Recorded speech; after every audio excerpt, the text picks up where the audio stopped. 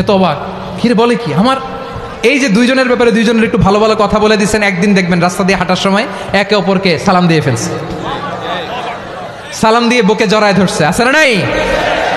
আবার মিলমিশ হয়ে গেছে। কিন্তু আমাদের স্বভাব হইলো দুই প্রতিবেশী যদি একসাথে বসে একসাথে হাঁটে, দূর থেকে দেখলে আমাদের জলে, আছে না নাই? ঘটনা কি এই দুইটার মধ্যে এত মিল কে? এই দুইটার মধ্যে গিরিঙ্গি লাগানো যায় কিভাবে? হ্যাঁ, এই বন্ধুত্ব ফ্রেন্ডশিপ নষ্ট করা যায় কিভাবে? এরকম মানসিকতা সবার না, আমাদের অনেকের মধ্যে আছে না নাই? আল্লাহর কাছে তওবা করেন এই মানসিকতার যেন আমরা না হয়, আমরা মিলিয়ে দিব। কানগুলো খরগোশের কানের মতো খাড়া করে শুনুন পেকুয়ার ভাইরা। বিশ্বনবী বলেন, আলা উখবিরুকুম বি আফদল দারাজা, আলা উখবিরুকুম বি আফদল মিন দারাজাতিস সিয়ামি ওয়াস সালাতি ওয়াস সাদাকা।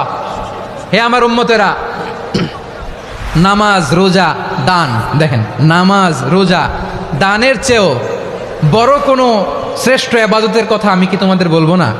সাহাবারা তো অবাক, বলে কি নামাজের চেয়ে বড় ইবাদত, রোজার চেয়ে বড়, দান করার চেয়ে বড় ইবাদত?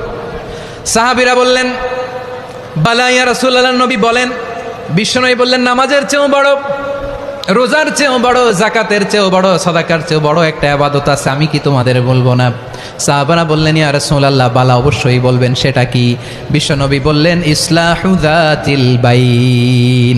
দুইজন যখন ঝগড়া লেগেছে, তোমার দুই ভাই যখন ঝগড়া লেগেছে, এই দুইজনের মধ্যে বিরোধ মিটিয়ে মীমাংসা করে দেয়া হচ্ছে সবচাইতে সেরা কাজ। দুইজন ঝগড়া লাগছে, ইসলাহু যাতিল বাইন, দুইজনের মধ্যে মিলিয়ে দেয়া, এটা নামাজ, রোজা, সাদাকার চেয়ে বেশি সওয়াব। সুবহানাল্লাহ, এত আসতে, হ্যাঁ? ওয়াত্তাকুল্লাহ ওয়া আসলিহু যাতা বাইনিকুম, সূরা আনফাল। আল্লাহ বলেন, আল্লাহরে ভয় করো, ঝগড়া লাগলে মজা নিও না, ওয়াত্তাকুল্লাহ, আল্লাহরে ভয় করো, ফাসলিহু যাতা বাইনিকুম, মিলিয়ে দিও। তাহলে আমরা মিলায়ে দিব, রাজি আছেন তো?